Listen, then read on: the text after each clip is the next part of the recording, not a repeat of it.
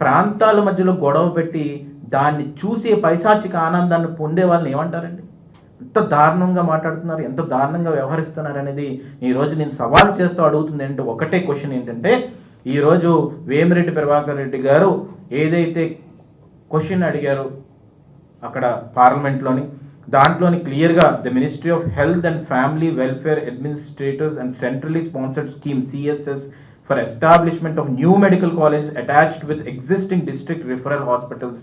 ఇవన్నీ clear matter చెప్పి as informed by National Medical Commission NMC, as informed by National Medical Commission NMC, 13 medical colleges, 10 government and 3 private of Andhra Pradesh applied to NMC for letters of permissions LOP in the last 5 years. అంటే నీ రెజ్యూమ్లో 5 yearsలో, out of which 6 medical colleges, 5 government and 1 private got LOP, letter of permission.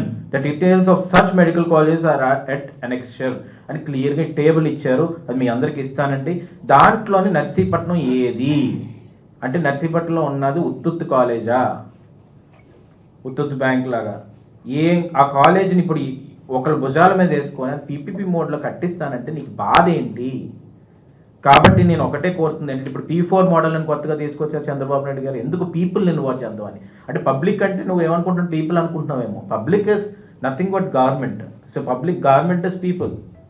So ఇక్కడ నేను ఏమంటాను, PPP మోడ్లోని every entity, the land, the infrastructure, everywhere the government has right on it.